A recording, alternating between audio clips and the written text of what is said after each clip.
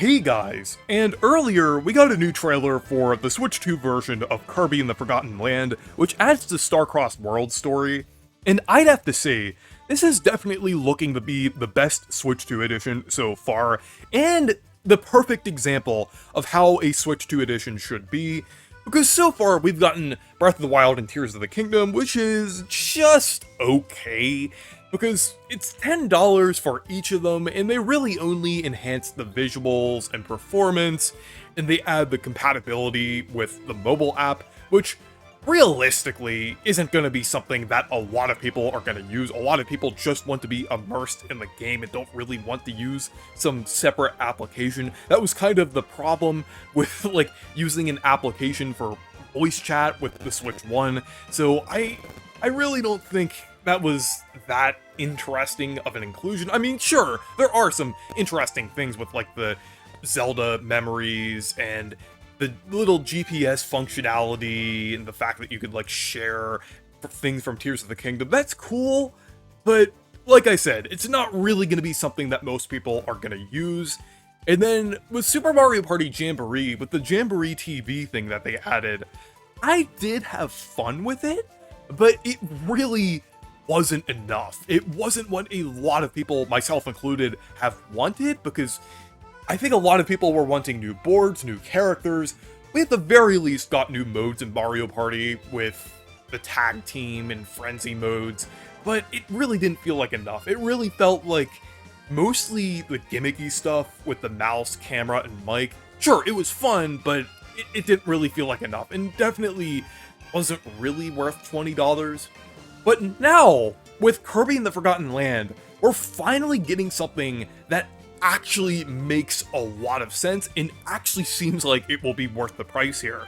Since it's basically a new campaign being added onto Kirby and the Forgotten Land, which is really cool, and I definitely think this is gonna like hold over the weight until the next 3D Kirby game. I kind of think this is what this is for, since Owl is probably taking longer than usual for the next game, and it might not release until like 2027, like 5 years after Forgotten Land.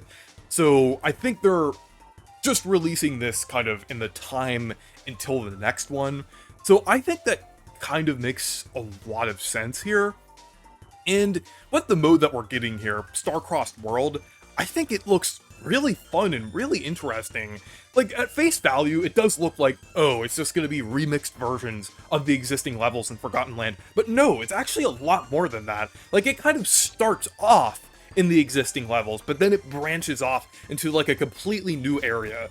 So it seems like, for the most part, these are going to be mostly new areas. And even like the remixed portions of existing levels are like heavily transformed with like the new like crystallized areas and like the more difficult enemies and things. I definitely appreciated that they kind of focused on the fact that it was a little more difficult than the base game. I definitely appreciate that, since that kind of seems to be kind of advertising the game a little more to like existing fans, which I appreciate. So I do like the angle that they're going for here. It's almost kind of comparable to New Super Luigi U, since it's kind of like taking similar areas but taking you into like new versions of them.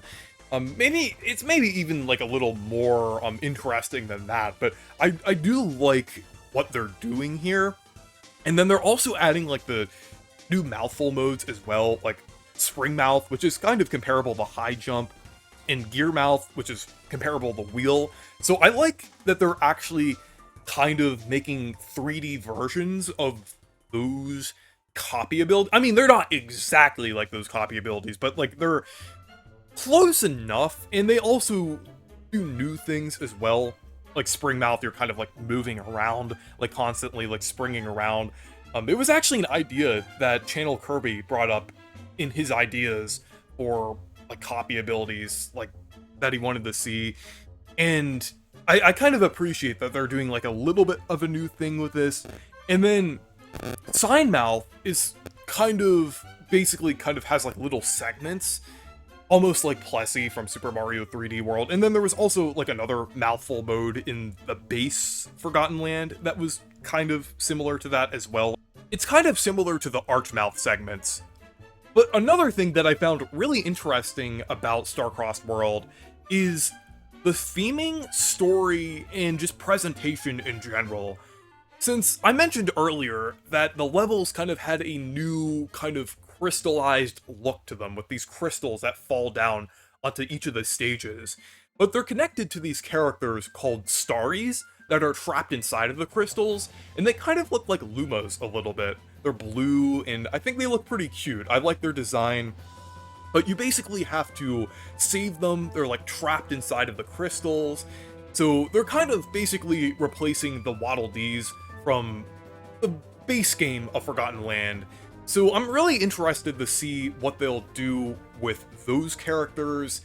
And we've also seen like other characters as well, like Astronomer Waddle Dee, which I think is pretty cute as well.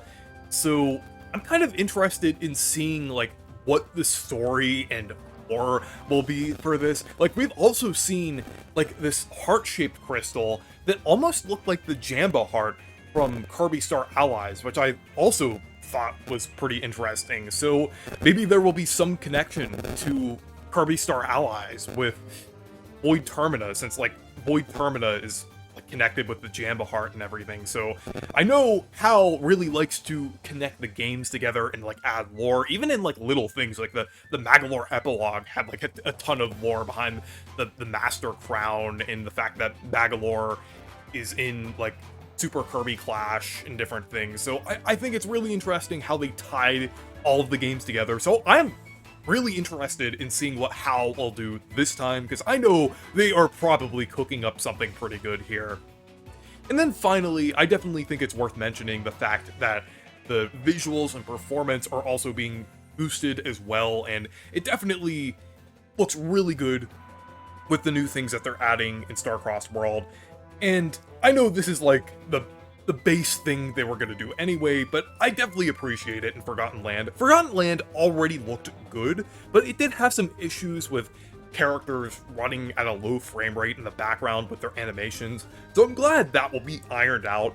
So I think overall, this looks like a pretty good package for $20. Definitely a lot better than the other Switch 2 versions we've gotten so far, because it's much more in line with what fans of the game will expect and want. Because, like, I love Kirby in the Forgotten Land. It's one of my favorite games of all time, and I just would love, like, a new campaign from the game. So I'm glad that's what we're getting here, not some, like, really gimmicky mouse mode thing. I mean, I like the mouse mode things that they're doing with the Switch 2, but I'm glad they're at least tying in, like, Starcrossed World with the main game, and it's kind of more of what people have been wanting. So anyways, thank you guys for watching this video. Make sure to leave a like and subscribe for more, and make sure to check out my Discord server and Blue Sky if you want to. Stay perky!